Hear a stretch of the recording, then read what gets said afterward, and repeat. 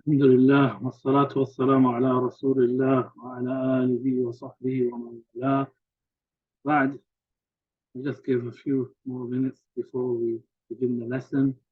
If you can look over what we covered yesterday, not yesterday, what we covered last week. I'm going to ask a few questions about that before we move on to the next section. So we'll take these few minutes while we're waiting for other people to join to look over the notes or look over the lesson, last lesson, and then I want to ask a few questions before we move on.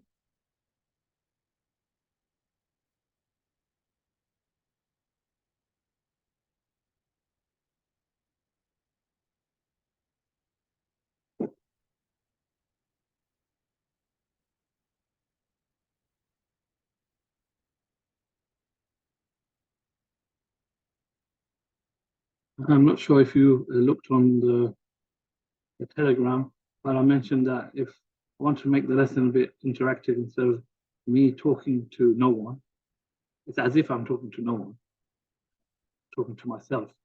But I know that people are there. I wanted brothers to answer, I will ask questions and brothers to answer. And they can use their mic, just put up your hand, and then you can use your mic and ask the question, or you can answer the question that I set for you. And sisters can write in the chat or in the question and answer section the answers, what they think the answer is. That's what I mentioned on the Telegram.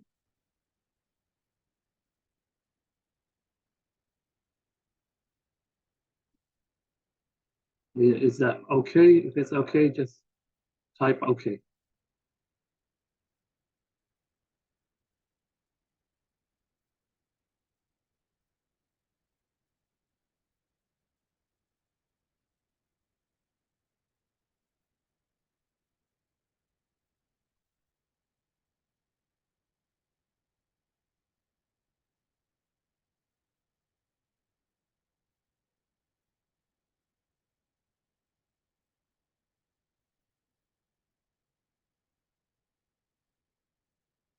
Okay, Alhamdulillah, wassalatu wassalamu ala Rasulillah.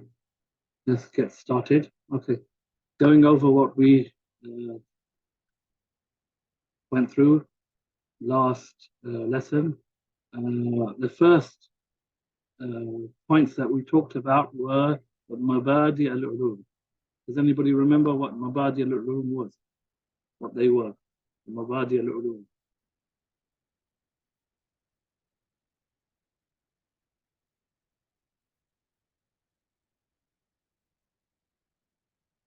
Okay, yes. Okay, Abdullah, go ahead.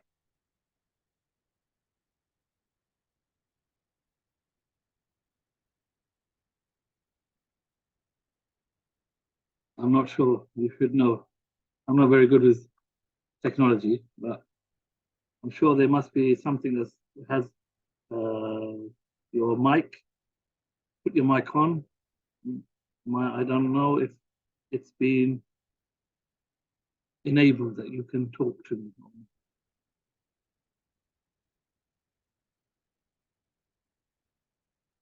Okay, if you can't speak, then just write down what you think in the chat, in the question and answer section, and I'll look at it there.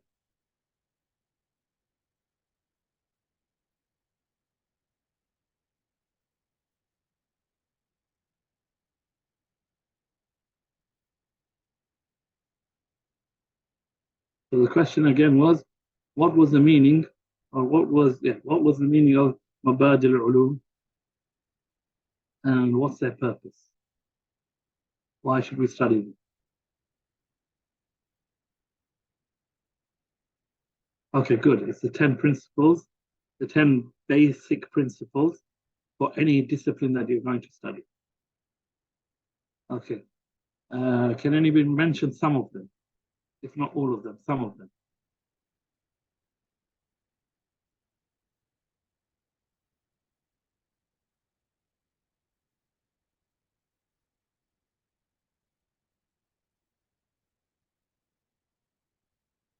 Can anybody remember any of them?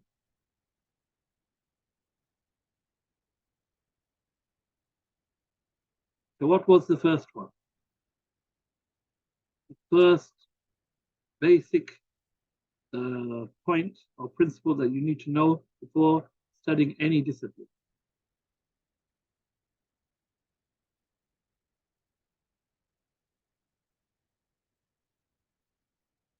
Okay, defining the science, the definition, good.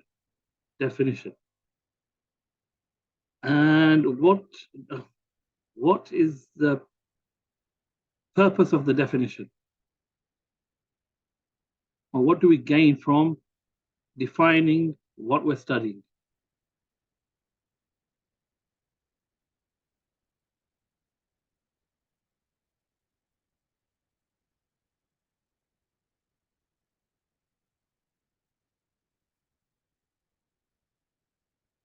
Okay, okay.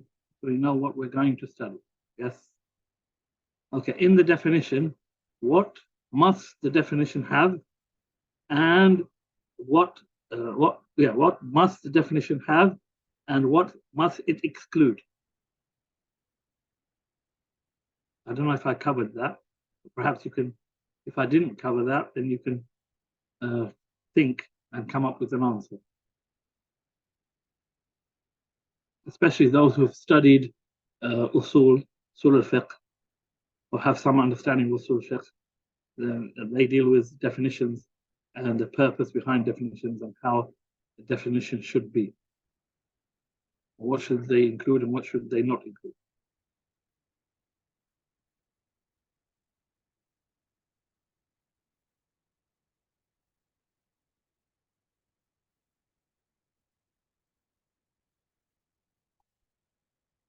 We have an answer? Anybody? Kamarul, Khazana, Shabir, Abdullah and Farhat have answered. Abdullah has answered the majority of the questions. Farhat has answered one. The other two participants haven't answered anything. If they want to take part, then linguistics, they have to, that's, the definition doesn't have to be a linguistic definition, or it doesn't have to contain the meaning of the word linguistically. That's not what it must contain. Okay, it must contain a definition that gathers together in it everything that is covered in, or that falls into that discipline that you're studying. So the scholars say it must be jami. It must be jami. It must gather together everything that falls within that discipline that you're studying. And it must be mani. It must be mani. It must exclude from it everything which is not part of that discipline. So it's like you put a wall around the definition. And only those things which are part of the discipline that you're studying can go past that wall. And everything that is excluded stays out. So the Arabic term is, the definition must be jami' and it must be mani'. And another thing they mention is that it shouldn't have tikrar. It shouldn't be repetitive. There shouldn't be repetitive terms in it. And another thing they mention is that it shouldn't be have what they call a circular point in it, meaning that you won't understand that point that they put in except by understanding that point refers back to the definition. That would make it circular.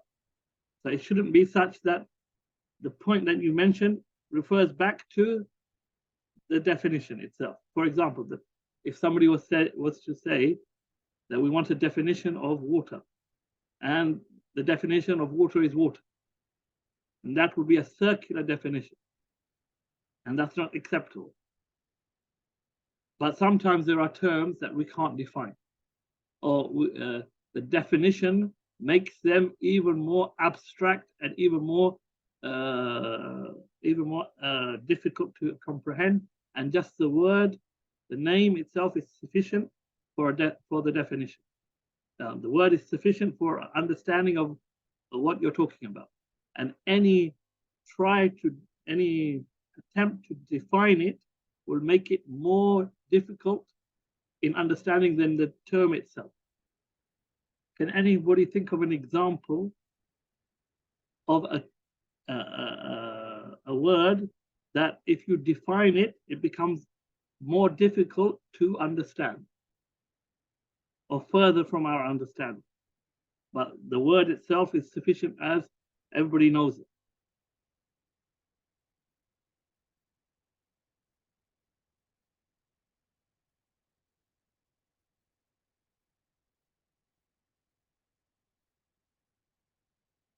Anyone? Well, inshallah, this will be the. I'll stop after this question and get back to the rest. Okay, we have somebody. The word no. Perhaps, yeah. Anyone else? I gave one. Water. The more you try and define water, the more difficult it becomes to understand it. We all know what water is. Another one the scholars mentioned when we're studying usul is ilm, knowledge. The more you try to define it, and the more terms you use, and the more you try to make it understandable, the further it gets from being understandable. And this is one of the criticisms that Shaykh al-Islam ibn Taymiyyah mentions about mantiq or logic, that they're so concerned about defining terms, and they believe that without definitions you can't understand anything, that they define things and make them more difficult or further from people's understanding. Okay, then the next thing we covered after the Mabadi al-Ulum was the definition of Aqeedah linguistically and then technically. Does anybody remember that? I know I said the last question. Okay, make this the last. Does anybody remember what the technical, we'll ignore the linguistic for now, the technical definition of ilm al-Aqeedah? It was a long-ish definition.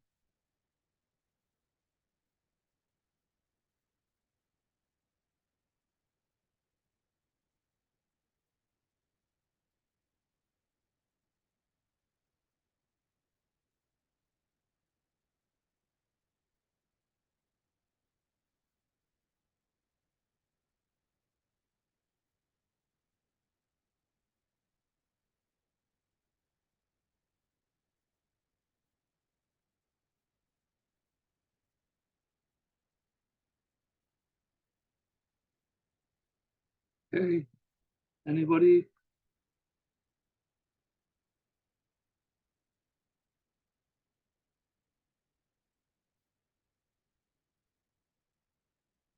Okay, shall I give it to you? Shall I remind you?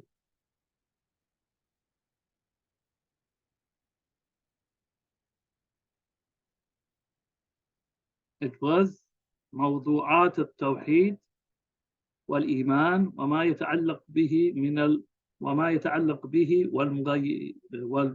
والمغيبات والنبوات والقدر والأصول العقدية التي وقعت المخالفة من المبتدع فيها. So it was the issues of Tawheed, the issues of Tawheed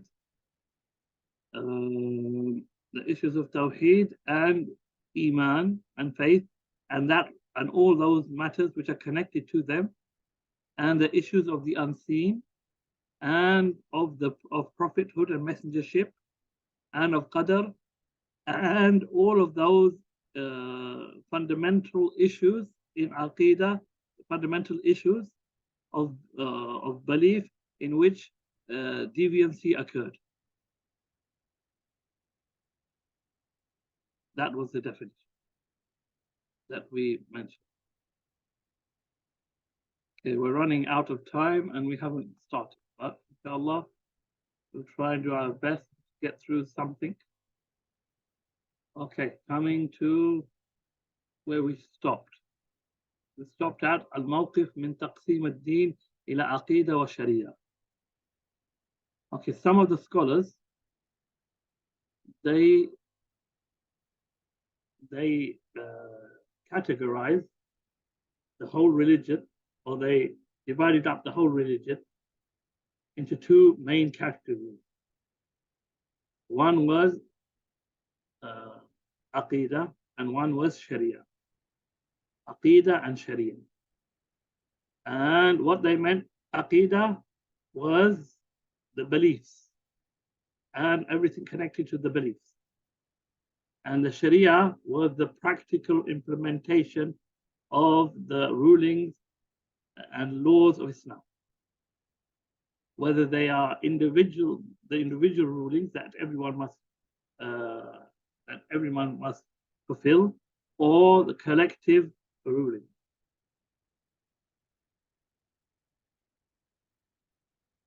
Or the collective rulings.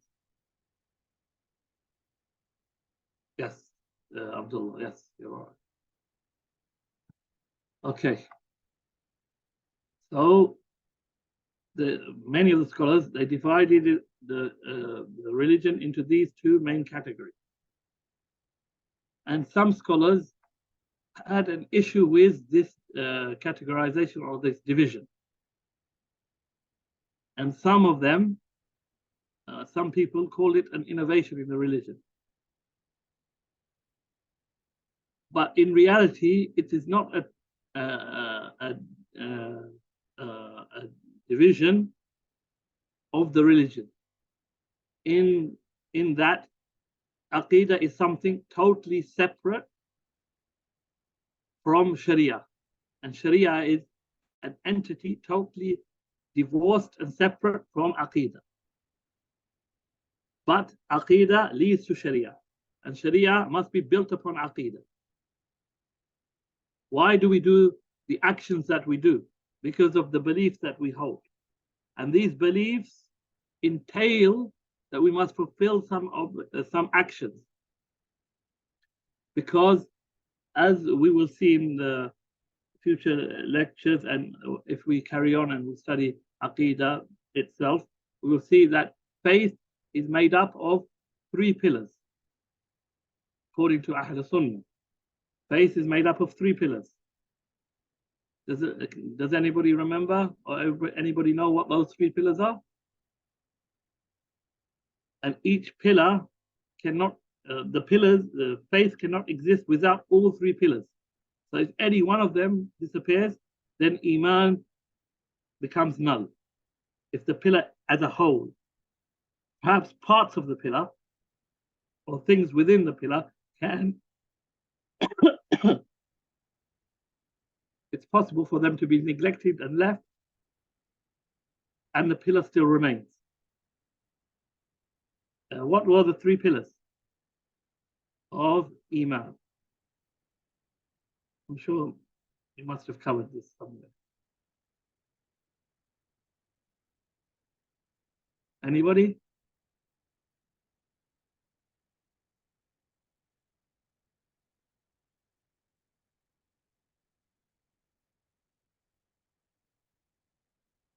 Okay, no one wants to answer? Okay, I'll answer. There must be the belief of the heart. That's the first pillar. Or they call it tasdiq al-qalb, the certainty or belief, affirmation of the heart. And then there's the statement of the tongue. Statement of the tongue, affirmation by pronunciation, pronouncing the shahada, pronouncing that belief. And the third one was actions of the limbs. So the limbs must do actions based upon that belief and based upon that statement. There are actions that have become obligatory upon the person, and he must come with something of those actions. He must come with something of those actions for that pillar of action to remain, for that pillar of action to remain. Of course, in this concept of Iman, deviation occurred. That's why we study this concept. We will study or look at concept of Iman. What is Iman and what are the pillars of Iman and how can one come out of Iman? Okay, but these three pillars must remain for somebody to remain within Iman. And if any one of these pillars is removed, then Iman falls away. So Iman as a concept is made up of these. And Islam, they say, Islam is the outward practice. The outward practice, the Shahada and the other four pillars. So the five pillars of Islam are Islam. And where do we get this from? We get this from the hadith of Jibreel. We get this from the hadith of Jibreel, which is considered to be the Sunnah, like Al-Fatiha is the of the Quran. The Al-Fatiha, Surah Al-Fatiha, is called al-Quran. It's called the mother of the Quran. In the same way, the scholars call the hadith of Jibreel al-Hadith, al-Hadith, or al-Sunnah. And in this hadith, Jibreel asked the Prophet ﷺ, what is Islam, what is Iman, what is Ihsan? And then in the end, the Prophet ﷺ said, when Jibreel left, he said, this was Jibreel who came to teach you your religion. يُعَلِّمُكُمْ دِينَكُمْ. So he said, these three make up the deen. These three, Al-Iman, Al-Islam, Al-Iman, Al-Ihsan, comprise the whole religion. But when the scholars talk about them, and when the Prophet ﷺ mentioned them, he mentioned them as different concepts. He mentioned Iman is the 6 articles of faith. Al-Iman billah wa malaikatihi wa rusulihi wa kutubihi wal yawm al-akhir wal qadri khayrihi wa sharrihi. 6 articles of faith. And when he said what Islam was, he said Islam is the 5 pillars. However, can Iman exist without the 5 pillars? Can somebody be a Muslim without being can somebody be a mu'min without being a Muslim? No. So these are not entities that exist by themselves and divorced of the others, but they are entities which complement each other and which are connected to each other.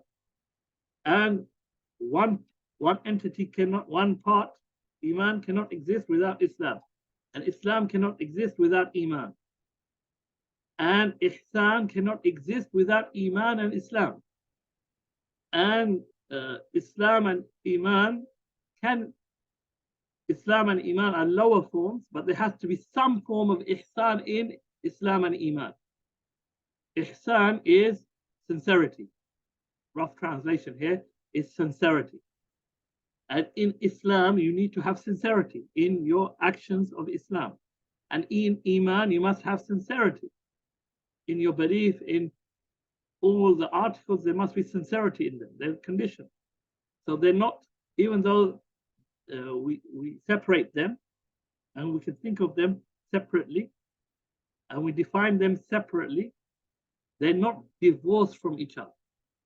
And they're not entities that exist by themselves, void of the other parts. In the same way, Sharia and Aqeedah are not 2 whole separate entities divorced of each other. But you can't have Aqeedah without Sharia, and you can't have Sharia without Aqeedah. But the purpose of differentiating them is and categorizing and dividing them is for the purpose of teaching, or from the angle of teaching, to make it easier when we're teaching. The Aqeedah deals with belief of the heart, beliefs about Allah, about the angels, about Iman, about all the issues concerning Aqeedah. And Sharia talks about implementation of the ahkam that Allah has legislated. So is that clear? Put up your hands if it's clear. That's the easiest way, the quickest way. You could do it quickly.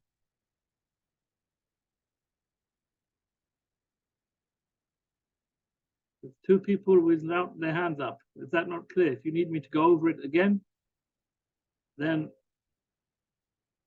mention to me that you didn't understand or you need a further clarification.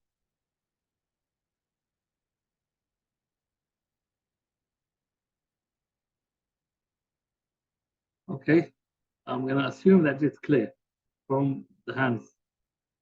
Okay. So continuing. There is one issue that has been raised with this categorization. And most of the scholars use this categorization, Aqeedah and Sharia. One issue that happened is that some scholars, when they adopted this categorization of this division, they said that Aqeedah is more important and Sharia is less important. And that's not quite the case. It can be from some angles and it cannot be from other angles. Another thing that some scholars said, that Aqeedah, if one was to go against anything in Aqeedah, anything which is from the usul, from the fundamental principles of the Aqeedah, then that can take somebody outside, or anybody was to deny that, and that can take somebody outside the fold of Islam. Whereas Sharia is not the case. But that's not true either. Another issue that they brought up was that people claim is that Sharia, Aqeedah are those matters upon which there is consensus of the scholars on. So all the matters of Aqeedah are matters of consensus, whereas matters of Sharia are not matters of consensus, but there is, in every matter, there is difference of opinion. And that's not totally true. There are matters in Sharia which are which have consensus on them, and there are many. And if anybody denies them, these matters of consensus in the Sharia, then they leave the fold of Islam. For example, Salah. Salah is a matter of Sharia, of implementation. Prayer is a matter of Sharia. But it is a matter of ijma'. The 5 daily prayers is ijma' upon. So if anybody denies the 5 daily prayers, then he's left the fold of Islam, unless there's something that prevents excommunication, takfir, excommunication from being made. And there are matters which prevent, like he's new to Islam, or he is ignorant of this matter, or he was brought up in a place where there is no knowledge, and even the simple matters are not known. Another matter in the Sharia is forbiddance of alcohol and zina and all the things that are forbidden, that we know that there is ijma' upon. So if anybody denies them in the Sharia, then they leave the fold of Islam again, unless there is an excuse for that person, or there's a preventative matter. Okay. So we mentioned that they are connected to each other. So this taqseem doesn't make them devoid of each other and divorce them totally and make them two entities separate and can exist separately and have no connection. No. In the same way, and this is an issue that I was listening to online, that some brothers who were, there was a podcast I was listening to, and in that podcast they were talking about the categorization of Tawheed according to Ibn Taymiyyah, Ibn al-Qayyim, and Muhammad ibn Abdul Wahhab, and so forth. And they were saying that taqseem led them, or this categorization led them to conclusions which were incorrect, because their categorization was incorrect. And their argument was in that podcast that especially it was against Muhammad ibn Abdul Wahhab, rahimahullah. May Allah forgive his mistakes and shortcomings. That he said that the mushrikeen, the polytheists of the Quraysh, they had Tawheed al-Rububiyyah. Tawheed al-Rububiyyah. The Tawheed of Allah's Lordship. We'll define that and go further into that. I'm not sure if it's in this series of lectures, or if we continue and study Aqeedah itself, then certainly we'll define it there. But Tawheed of Allah's Lordship, if you can put up your hand if you know what Tawheed of Allah's Lordship is. Just put up your hand and then I'll define it if need be. Tawheed al-Rububiyyah. We're running out of time, that's why I want to not take so long. Okay, no problem. Whoever sent me this, it says anonymous attendee. If you're on an urgent call, maybe you can watch the recording after. Okay, so nobody's put up their hand, so I assume they don't know. Or they don't know the definition. Tawheed of Allah's Lordship is that Allah is the Rabb. Allah is the Lord. Allah is the Creator. Allah is the manager of the affairs. Allah is the giver of life and taker of death. Giver of life and giver of death. Allah is in charge of all matters. And everything belongs to Allah Azza wa Jal. Nothing in the heavens and the earth and anything between them is outside Allah's control or His management or His kingdom. Everything is part of His kingdom. This is Allah's Lordship. So they were arguing in this podcast that Muhammad ibn Abdul Wahhab in his book mentioned that the mushrikeen of Quraysh, the polytheists that the Prophet ﷺ was sent to in Mecca, they had a complete concept or complete belief in Allah's Rububiyyah, Allah's Lordship. They had the Tawheed of Allah's Lordship, but their deficiency was only in Allah's worship. Even though they believed that Allah is the Lord alone, and Allah, they had a complete Tawheed of Allah's Lordship, they committed shirk in Allah's worship. But the point is, Lordship, Tawheed of Rububiyyah, cannot exist without Uluhiyyah. And Uluhiyyah, let's say it differently. Tawheed of Allah's Lordship necessitates and must lead to, must bring about in a person that person worships Allah alone. And that's how Allah talks to the Quraysh in the Quran. That because Allah is your Lord, Allah is your creator, Allah is your sustainer, Allah is your provider, Allah is the giver of life and giver of death, and Allah is the manager of all affairs, and everything belongs to Allah. How can you worship other than Allah? The Lordship, and because of what Allah is and how Allah is and His names and attributes, the names and attributes that belong to Allah Azza wa Jal, because of that, He alone deserves worship. So the Rububiyyah must lead, if it's complete, and if the Tawheed, the full Tawheed is there, must lead to the Tawheed, must lead that you worship Allah alone. It must lead to that. That's why Allah rebukes them and shuns them and says that and blames them that this belief of theirs in Rububiyyah, which they had to an extent or in general terms, even though they had shirk in that as well, should have led them to Allah's worship alone. But they committed shirk, so it wasn't, they didn't have a complete concept, or they didn't have a complete belief in Allah's lordship. It wasn't complete. It was deficient, and there was shirk in there. Like some of the Quraysh, they regarded Allah as having daughters. Some of the Quraysh worshipped the stars and believed that they had some sway over Allah.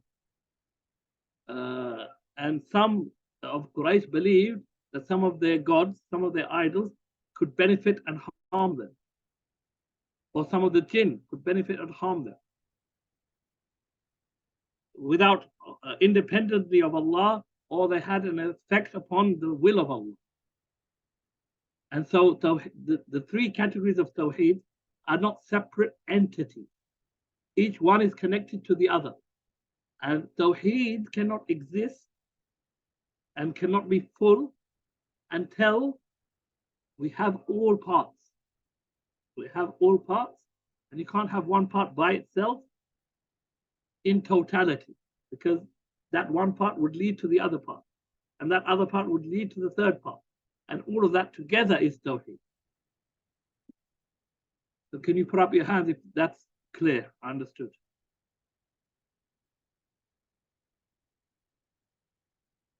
So the argument they were making was based upon, these brothers, the argument they were making was based upon their understanding of the words, or their interpretation of the books of Sheikh Muhammad ibn Abdul Wahhab, and not what he actually meant, or what is mentioned by the scholars who preceded Ibn Abdul Wahhab, from whom he took, like Ibn Taymiyyah, like Ibn al-Qayyim, like al-Tabari, like Abu Hanifa, and others. Their interpretation is because they got it, their interpretation is not what was intended, Wallahu A'lam, by Sheikh Muhammad ibn Abdul Wahhab. That's not what he intended. And if you read the books that were written in explanation of his books, then you will find that in them. Or if you read the works before Ibn Abdul Wahhab, Muhammad ibn Abdul Wahhab, from where he took his Aqeedah from, you will see it clearly mentioned.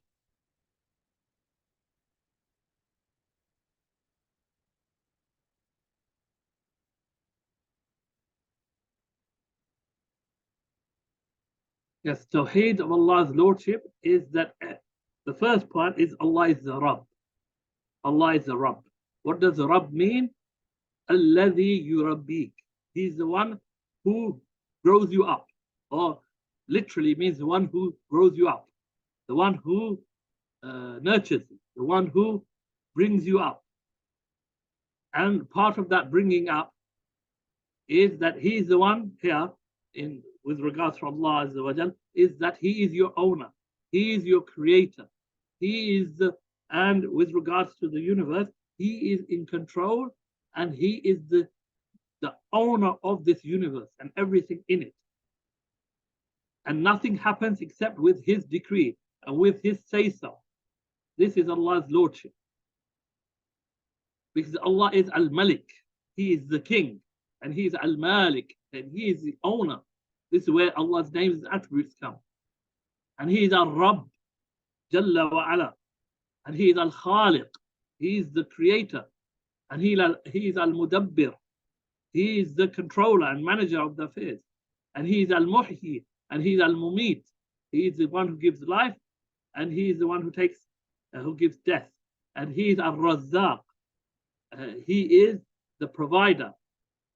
And he is As-Samad, he is the one that everyone depends upon, and he depends upon, and he is independent of everyone and in no need of anyone. He is As-Samad. Remember, Allah said, "Qul huwa Allahu ahad, Allahu samad." He is ahad. He is a unique one. There is nothing like him, Jalla wa Ala.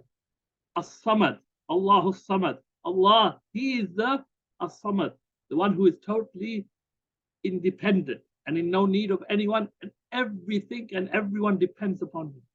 This is from Allah's Lordship.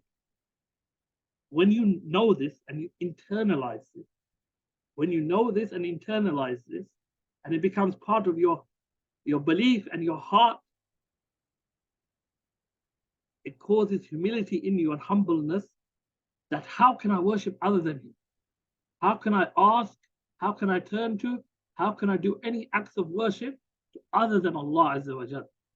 When this becomes part and parcel of you, in your heart, then your limbs won't do any action of worship to direct it to anyone but Allah. That's what it should cause. And that's the true reason we study Aqeedah. That's the true reason we study belief. We study Aqeedah, Iman, and all that, is to internalize these matters such that it brings about the actions and it directs them in the correct way. But unfortunately, nowadays, and since some time, and many of our brothers who teach Aqeedah, many of our scholars who teach Aqeedah, teach it in a very dry, theoretical way. They don't connect us, and I'm not criticizing anyone. This is just how things have become. They don't connect us to Allah Azza wa Jal, to the greatness of our Lord Jalla wa Ala, such that these beliefs become internalized, and they keep us away from sin, and they keep us upon Sirat al-Mustaqim. Once we truly internalize this belief, it will keep us upon Sirat al-Mustaqim, the straight path, and will lead us, inshallah, to Jannah. And that's what we want. Yes, that's one major part, that because of Allah's Lordship, He alone deserves worship. There are other parts as well, because of His names and attributes. Because of His names and attributes, all of them, and the perfection of them, not just His names and attributes, the perfection of His names and attributes, because He is the only one who is perfect. Nothing in this universe is perfect except Allah. Allah Azza wa Jal is perfect in every way, from every angle. His perfection is another reason why He deserves worship alone. The more perfect something is, or someone is, the more we admire them, the more we want to be close to them, the more we want to do things that will please them. Okay? The more perfect they are. From whatever angle we see them being perfect in. Maybe it's perfection in beauty. Maybe it's perfection in knowledge. Maybe it's perfection in wealth. Maybe it's perfection in education. Whatever that perfection we see in them, and we know at the same time there's deficiency. There has to be deficiency in them. Nothing in creation is perfect. The only perfect one in everything is Allah. And because of that perfection, He deserves us to admire Him to the utmost degree. Utmost degree, and He deserves that we venerate Him, and we reserve Him, and we humble ourselves before Him, and we humiliate ourselves in front of Him to the utmost level, above which there is no other level. That is worship. And that's because of His perfection. And then there is, on top of that, why we worship Him alone, is because He provides for us, and all the blessings He's given to us that we cannot enumerate. If we were to even try to think of the blessings of our sight, or of our hearing, or of our limbs, we could not thank Allah the way Allah deserves to be thanked. That's another reason why Allah alone deserves to be worshipped. No one else gave us these things. No one else has a share in giving us any of these bounties and favors that we have from our Lord Jalla wa Ala. How can we turn to other than Him and worship them and give them that veneration, or that reverence, or that humility and that humbleness? except for Allah. Allah alone deserves. Okay, we'll continue next week because Maghrib has started and I haven't even noticed the Maghrib has started, but we'll continue from that point. We only dealt with one issue, and that was the categorization. Is there any quick questions before I stop and we go to pray Maghrib? You have to be very quick.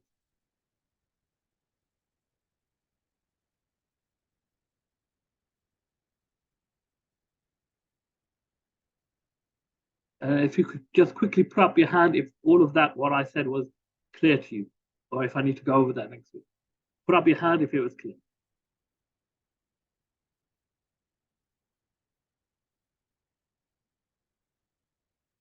Okay, all right. Jazakumullah khairah. I'll see you next week, inshallah. We'll start at 6:30 next week. وصلى الله على نبينا محمد والحمد لله رب العالمين.